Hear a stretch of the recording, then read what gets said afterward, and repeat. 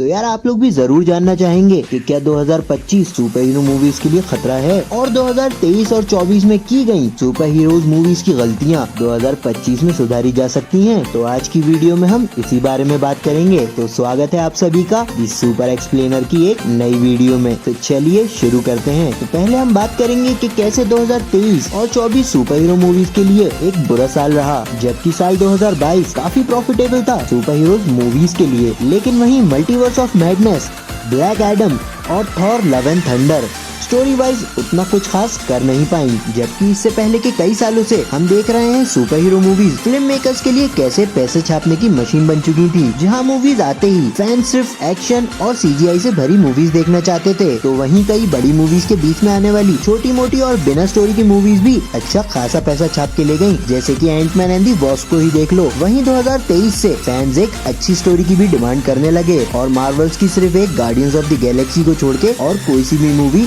बिल्कुल ही नहीं चली। और डीसी की तो एक नहीं, दो नहीं, बल्कि 4 मूवीज रिलीज होने के बाद भी फ्लॉप रही। और वहीं डीसी की आखिरी मूवी यानी कि फ्लैश के रिलीज होने के साथ साथ ही डीसी के शटर पे भी ताला पड़ गया। फिर वहीं 2024 में मार्वल्स की तरफ से पूरे 10-15 साल बाद पूरे साल में सिर्फ एक मूवी आई, जो थी डेडपूल एंड वुल्वरीन, जिसने पैसा तो बहुत बढ़िया कमाया, लेकिन हम सब जानते हैं अगर उस मूवी में ह्यू जैकमैन ना होते तो ये मूवी भी उतनी नहीं चल पाती। और सोनी वालों ने तो 3 मूवी रिलीज की, जिसमें सिर्फ वेनम को फैंस की तरफ से एक अच्छा रिस्पांस मिला और डीसी वालों का तो कुछ भी दूर दूर तक देखने को भी नहीं मिला। और अगर आप लोग ये सोचेंगे कि यहाँ सिर्फ मार्वल्स और डीसी की बात क्यों हो रही है, तो मैं आप लोगों को बता दूं, मार्वल्स और डीसी की छाप सिर्फ सुपर हीरो जॉनर की मूवीज पे ही नहीं, बल्कि पूरी मूवी इंडस्ट्री पर रहती है। यहाँ बॉक्स ऑफिस का एक बहुत बड़ा कलेक्शन मार्वल मूवीज ही ले रही थी और इसका असर कई बड़ी मूवीज और मिड रेंज मूवीज पे तो बहुत ही ज्यादा पड़ रहा था। तो अब आप समझ ही सकते हैं यहाँ क्यों सिर्फ मार्वल्स और डीसी की ही बात हो रही है, क्योंकि अभी भी इन दोनों फ्रेंचाइजीज के हल्के समय पे भी उनकी पॉपुलैरिटी पूरी इंडस्ट्री में बहुत ज्यादा है। तो बस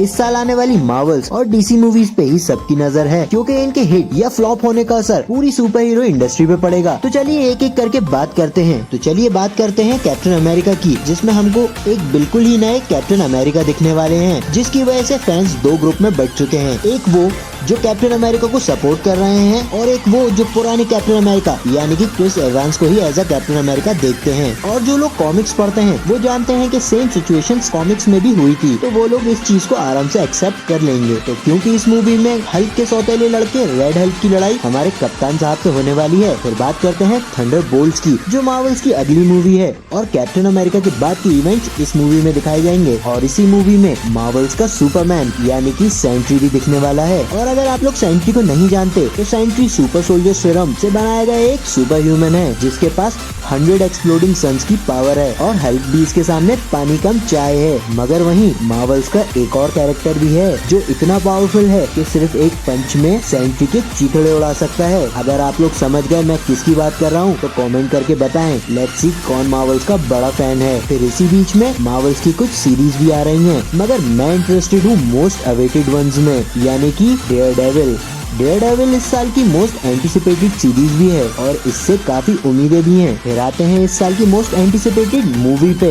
यानी कि सुपरमैन।